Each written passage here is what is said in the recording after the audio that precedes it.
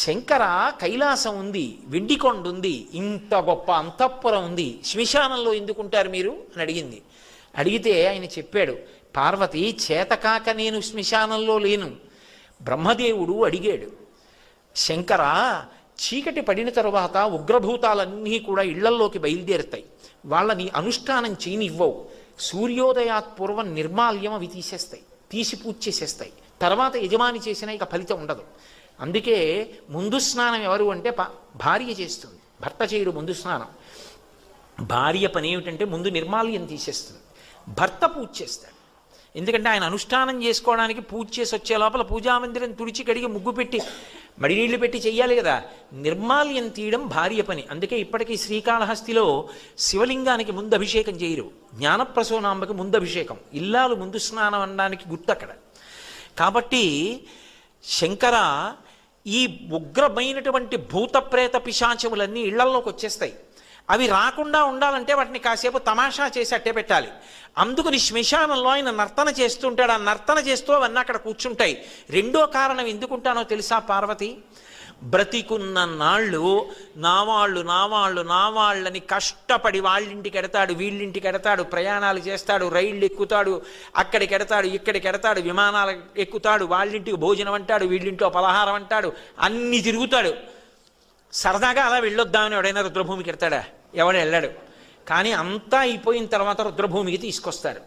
తీసుకొచ్చిన తర్వాత నేనని ఇన్నాళ్ళు ఇన్ని ఫెయిర్ అండ్ లవ్లీలు రాసి ఇన్ని ఆల్అవుట్లు పెట్టి ఇంత ఏసీలో ఇంత పరుపు మీద పడుకోబెట్టిన శరీరం కట్టెల్లో కాలిపోతుంటే చూసుకుంటూ ఉంటాడు జీవుడు.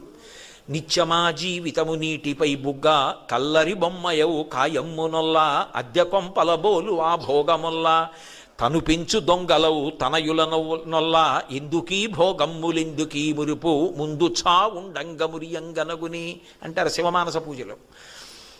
ఏడుస్తూ నిలబడతాడు, చీకటి పడిపోతుంది, కపాలమోక్షం అని తల పగిలిపోయి చప్పుడు వస్తుంది టప్ అని. కాటికాపరి సంజ్ఞ చేస్తాడు వెళ్ళిపోండి అని. తలస్నానం చేసి కొడుకు వచ్చిన బంధువులు వెళ్ళిపోతారు వెనక్కి తిరిగి చూడకుండా. తాను ఒక్కడే నిలబడి ఉంటాడు, చీకటి పడుతూ ఉంటుంది, దాటి వెళ్ళడానికి లేదు. అయ్యయ్యయ్యో వీళ్ళందరినీ నమ్ముకున్నాను, మా ఆవిడని ఇంత పిచ్చి పెట్టుకున్నాను, కాయము వీడి జీవుడితి కంపిత చిత్తత నీగు చుండబో నాయనయంచు ఎచ్చు నిజనందన నందినులైనుగా నికందోయిని భస్మముల్ తొలుత దుఃఖమహంబుని చొచ్చు పత్నియన్ కాయము వీడిరారు కథ చేసిన కర్మము పుణ్యము తప్ప శంకర అని ఏడుస్తుంటే ఓదార్చడానికి ఒక్కడుండడు పార్వతి. చచ్చినవాడు 100 మాటలు చచ్చిపోతాడు భయంతోనని, నేనున్నాను రా బెంగ పెట్టుకోకు, ఇంకొక శరీరం ఇస్తానులే ఒళ్ళు దగ్గర పెట్టుకో అని ఓదార్చడానికి అక్కడ ఉన్నాను. అంతేకాని నాకు ఇల్లు లేక ఆవాసం లేక అక్కడ లేనివాడను కాను ఈశ్వరి, తండ్రిని, నా దయ అది అన్నాడు.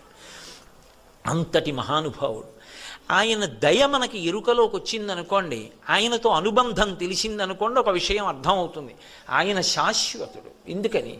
దానికి గుర్తు ఆయన మెడలో ఉన్న పునుకల మాల. అక్కడ కదా బయలుదేరేటో తిరిగాను. ఆయన మెడలో పుర్రెల మాల ఎందుకు వేసుకుంటాడంటే ఎవరూ ఏదో బంగారం గొలుసు చేసి ఇచ్చేవాళ్ళు లేక కాదు, అసలు బంగారం ఆయన వీర్యం. మీరు రామాయణం జరిగితే బాలకాండలో షణ్ముఖోత్పత్తిలో అర్థమవుతుంది.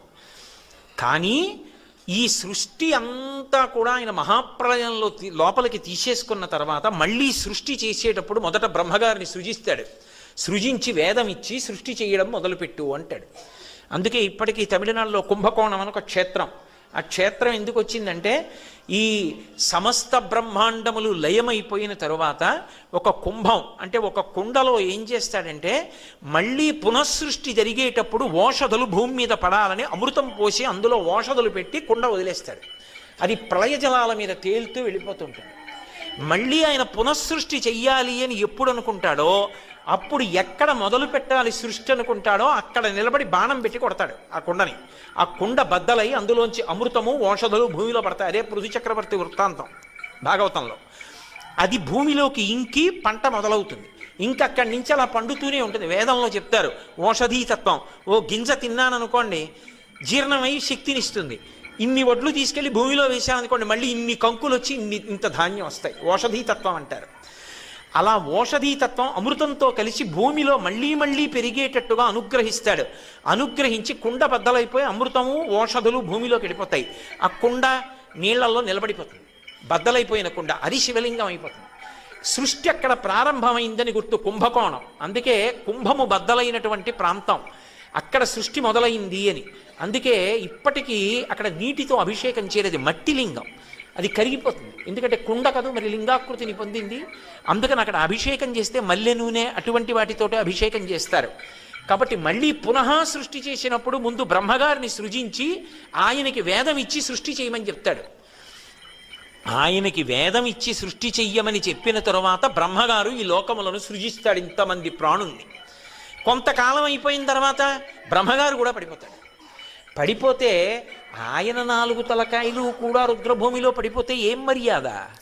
అందరికన్నా పెద్దవాడు, ముందొచ్చినవాడు, ఈ సృష్టి చేసినవాడు, ఆయన పుర్రె కూడా పడిపోతే ఏం బాగుంటుంది అని ఆ పుర్రె తీసి ఓ తడపకి చుట్టుకుని మెళ్ళో వేసుకుంటాడు. ఇప్పుడు అలా ఎన్ని పుర్రెలు ఆయన మెళ్ళో అయ్యాయంటే అదో పెద్ద మాలైంది. అంటే ఎంతమంది బ్రహ్మలు వచ్చి వెళ్ళిపోయారు, ఎన్ని మాటలు సృష్టి వచ్చి వెళ్ళిపోయింది, ఆయన మాత్రం అలాగే ఉన్నాడు. కాలాతీతుడై ఆయన ఉన్నాడు అని చెప్పడానికి గుర్తు ఆయన మెడలో ఉన్న పునుకల మాల, అంతేకాని ఏదో చేతకాక వేసుకున్నటువంటి మాల కాదా మాల.